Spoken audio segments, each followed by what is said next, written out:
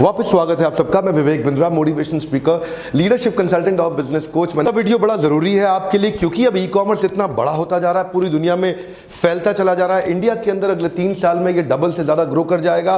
तो प्रश्न ये है कि क्या आपने तैयारी कर ली है?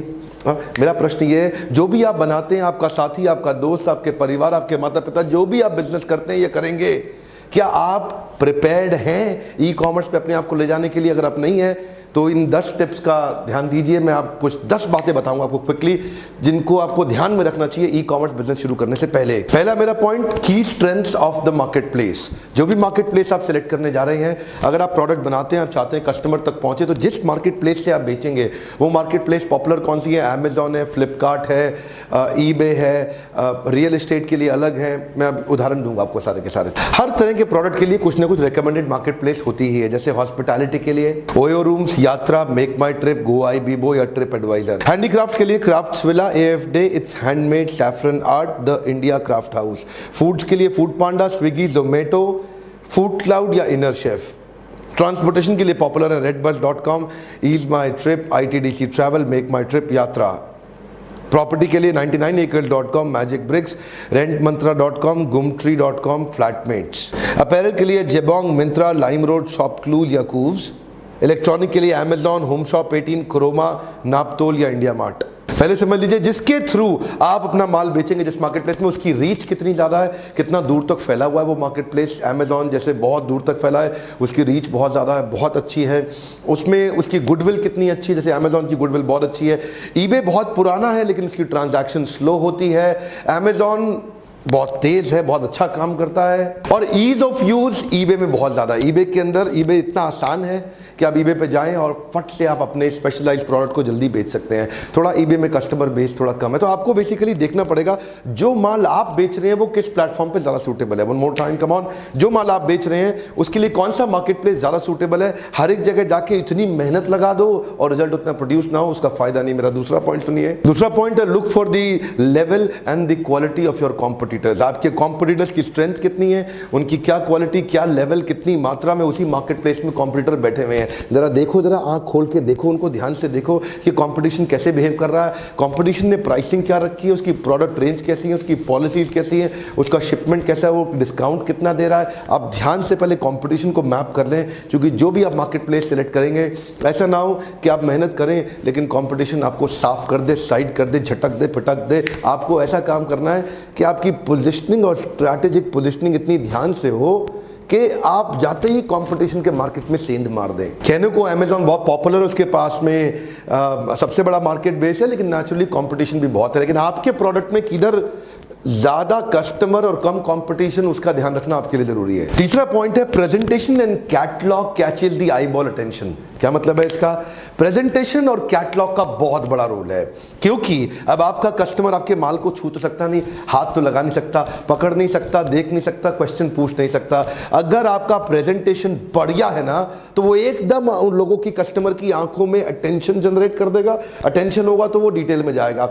जैसे ही प्रेजेंटेशन के बाद डिटेल में जाएगा, कैटलॉग को एक्सेलेंट रखिए, उसकी कलर डिजाइंस, उसकी फोटोग्राफ्स कितनी अच्छी हैं, कितना पावरफुली विजुअली प्रेजेंटेड है, और साथ में उसमें प्राइसिंग और डिटेल की सारी ऑप्शन। कैटलॉग में इतना इंफॉर्मेशन दे दो, इतना इंफॉर्मेशन दे दो कि कस्टमर एंगेज हो जाए, आपके साथ इन्वॉल्व हो जाए। एक बार कस्टमर घुस गया अंदर, एंगेज इन्वॉल्व हो गया, चांसेस है आपका माल लेके ही बाहर निकलेगा। इसके अंदर ईबे बहुत अच्छा है, कस्टमाइजेबल प्रोडक्ट ऑप्शंस भी क्रिएट करके देता है। You can give different ways of product information to your customer. पूरी रेंज आ जाएगी जनरल डिस्क्रिप्शन की, जिसमें आपका ब्रांड, आपका नेम, आपका कलर, आपका टाइप, मटेरियल, साइज, स्टाइल और यूपीसी कोड और आईएसबीएन नंबर भी रहता है।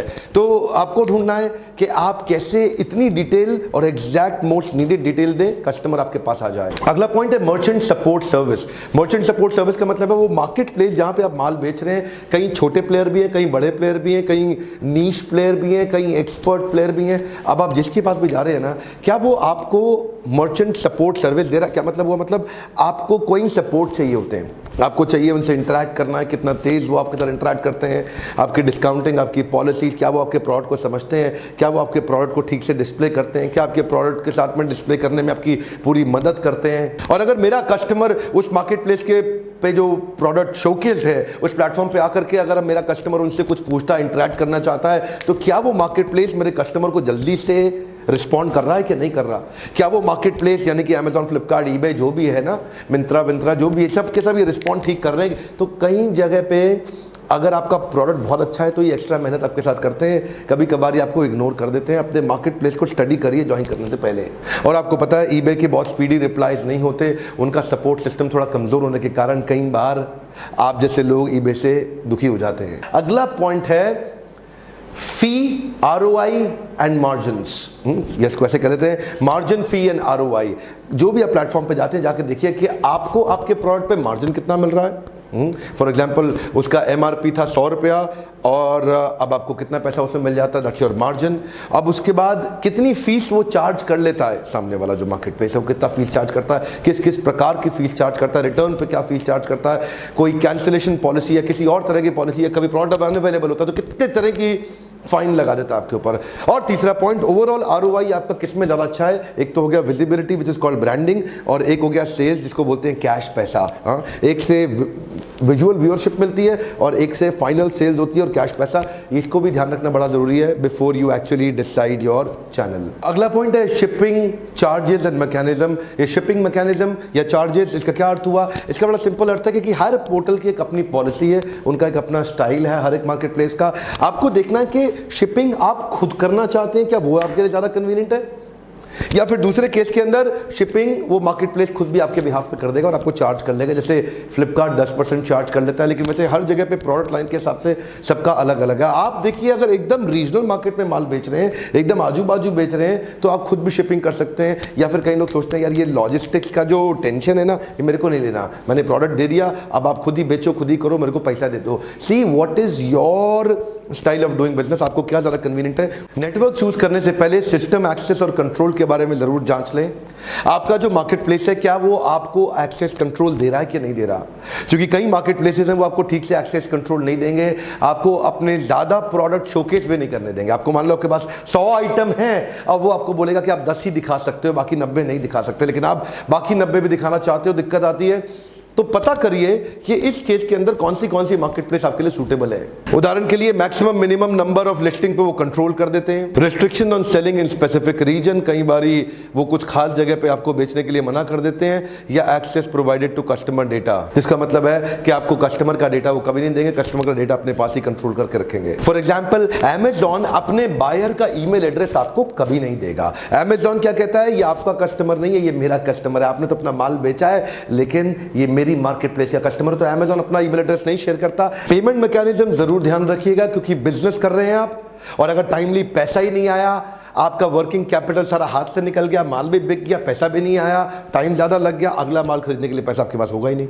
सब्जी वाला जब सब्जी बेचता है ना ठेले पे, आप लोग देखते हो, तो वो शाम तक सारी सब्जी बेच के ख़त्म करके ही उठता है। क्यों? उसको कैश चाहिए अगले दिन के धंधे के लिए। अगर कुछ बिजनेस मार्केट प्लेस ऐसी हैं जो आपको कैश काट के देती हैं, ज़्यादा काटती हैं, टाइम भी नहीं देती, बहुत लेट देती हैं, तो उसमें दिक्कत है, उसको कंसिडरेशन में ले लीजिए। उदाहरण के रूप में जब with holding of the payment होता है तो अमेजॉन कई बार 14 दिन से 90 दिन तक लगा देता है एक स्मॉल सेलर को पैसा वापस करने में। शॉपक्लूज 30 से 90 दिन लगाता है, फ्लिपकार्ट 45 से 120 दिन तक लगा देता है। नौवां पॉइंट, रिटर्न्स एंड रिफंड। ये बड़ा इंपॉर्टेंट है। कई बार आपका मार्जिन ही बड़ा कम है और रिटर्न रिफंड के अंदर आपका पूरा धंधा वैसे ही खराब हो जाता है।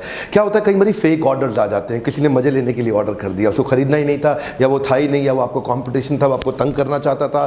दूसरे केस के अंदर कई बार डिफेक्टेड प्रोडक्ट चला जाता है, वहां पे रिटर्न रिफंड की क्या पॉलिसी है। तीसरे केस के अंदर कई गुड्स रिटर्न हो जाते हैं, या फिर कभी कभार चेंज करना पड़ता है, या वो नई चॉइस मांग लेता है। तो ये जितनी बारी वापस आएगा रिवर्स लॉजिस्टिक्स होगा, कॉस्ट तो बढ़ेगी। तो आपसे मार्केट प्लेस कितना चार्ज करता है, खुद कितना बेयर करता है, पूरी तकलीफ आप पे डालता है या खुद भी वो कुछ बेयर करता है, तो इसको भी डिस्कस करना उनके साथ जरूरी है। देखिए रिवर्स चार्जेस और bearing of the cell return में फ्लिपकार्ट का तो हम लोग जानते हैं, कई बार ऐसा हुआ मेरे पहचान में भी, 2000 रुपए का माल, अगर वो माल वापस आया तो फ्लिपकार्ट 500 रुपए तो काट ही लेगा, और अगर किसी ने यूज करके वापस भेज दिया तो कई बार 1000 रुपए तक भी काट लेता है, विच इज अप टू 50%। इतनी बड़ी bearing of the sales refund charges जो है, क्या वो आपको अकेला करना पड़ता है, क्या वो सामने वाला मार्केट प्लेस उसमें आपके साथ में कुछ कोलैबोरेट करके कुछ सपोर्ट भी क्रिएट करता है, महत्वपूर्ण है। 10वां पॉइंट है डिस्प्यूट रेजोल्यूशन प्रोसेस। इस प्रोसेस की तैयारी आपको पहले ही करके रखनी चाहिए। कई तरह के डिस्प्यूट अराइज होते हैं, चाहे वो कस्टमर के साथ हो या मार्केट प्लेस के साथ हो, इसके पेपर, इसके फ्रेमवर्क आपके रेडी होने चाहिए।